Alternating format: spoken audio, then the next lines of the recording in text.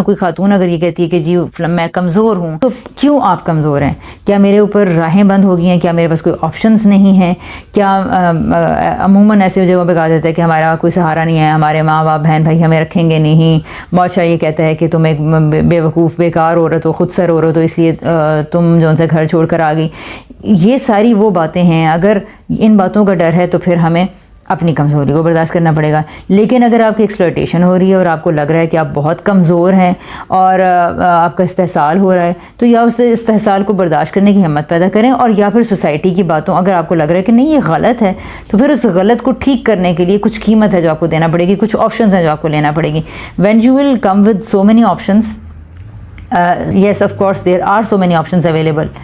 تو جب آپ ان آپشنس کے بارے میں سوچنا شروع کریں گے اور ان میں سے کچھ کے اوپر اسٹیپس لینا اسٹارٹ کریں گے، فار ایگزامپل آپ کو بات کرنا ہے، اس میں یہ آپشن بھی ہو سکتی ہے کہ آپ کو کچھ دنوں کے لیے اپنے امی ابو یا بہن بھائی کے گھر ہی جا کر رہنا پڑے اور وہاں چھوٹا موٹا ڈسکمفرٹ برداشت کرنا پڑے گا، یا پھر آپ کو گفتگو کی فضا اپنے ہسبینڈ کے ساتھ بحال کرنی پڑے گی، اپنی فیلنگس کو، اپنے احساسات کو شیئر کرنے کے لیے ہمت پیدا کرنی پڑے گی، گفتگو کرنے کے لیے تھوڑا سا طریقہ اور اچھا انداز سیکھنا پڑے گا کہ کس طرح میں اپنا مدعا، اپنی فیلنگس دوسرے تک کنوے کر سکتی ہوں. ہمارے بتائے بغیر ہمارے موڈ سے تو کوئی بھی نہیں سمجھ سکے گا کہ کیا ہو رہا ہے کیا نہیں ہو رہا.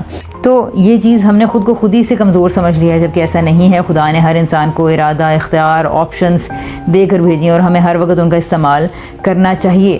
اگر ہم ان کا استعمال کریں گے تو اس کے بعد ہی کچھ حل نظر آنے شروع ہوں گے اور کچھ راہیں دکھنا شروع ہوں گی. لیکن سوچنا شرط ہے، سوچے بغیر کوئی بھی حل نہیں نکل پائے گا. جب تک سوچیں گے نہیں تب تک ہم مسائل کو لے کر گھسیٹتے رہیں گے. تو لہٰذا خود سوچیے.